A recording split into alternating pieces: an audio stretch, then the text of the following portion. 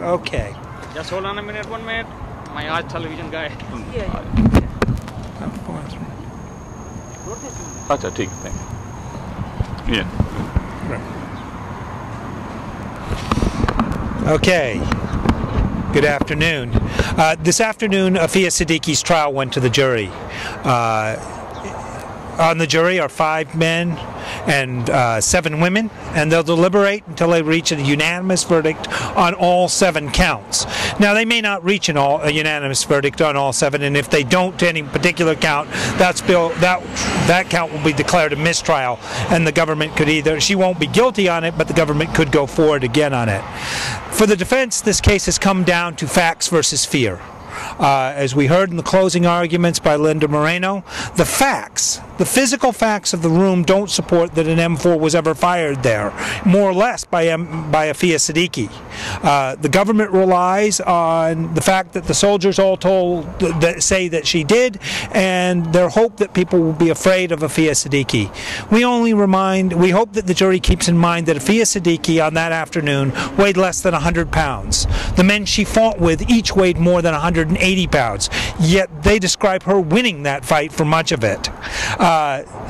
They claim that she was able to get an automatic rifle away from them under circumstances that really sounds more like a special forces soldier fighting than like Aafia Siddiqui. And finally, the question for the jury is, why is there tons of physical evidence that a 9mm pistol was shot and no physical evidence that an M4 was shot?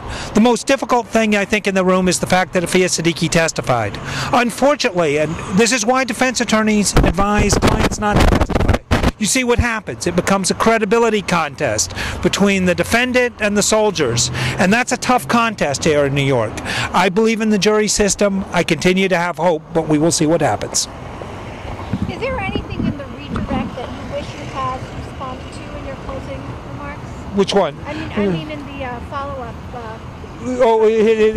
Sure. I mean, everybody would like to keep talking. I hope the jury's seen it, though. The idea is, why would they all get together? You don't. We heard it from Aafia Siddiqui herself. We heard it from the captain in their arguments.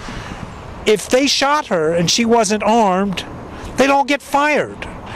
It's a simple part. It was a highly tense situation, And they ask, why would they shoot her if she didn't have a weapon on that day?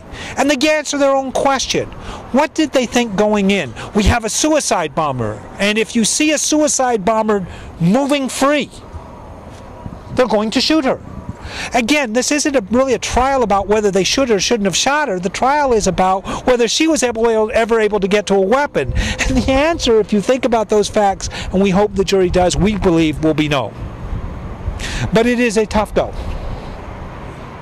Any predictions? I don't predict trials until they're over, and after that I don't predict them. Any time? No time predictions. I am the world's worst at calling this, so I'm not going to prove my record once again. What's the quickest and latest? I have no idea. Juries deliberate until they reach a decision.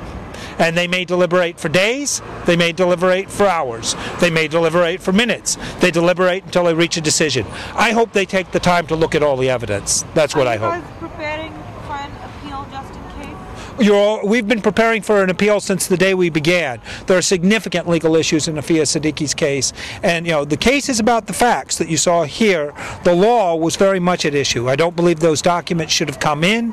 I don't believe that many of the charges that Aafia Siddiqui faced were actually extraterritorial. They really shouldn't be in this courtroom.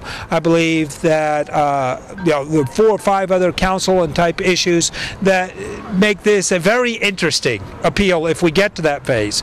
But I always continue to hope that we don't get that far. So I'll talk to you all later. Thank you. Thank you very much. Thank you, Charles.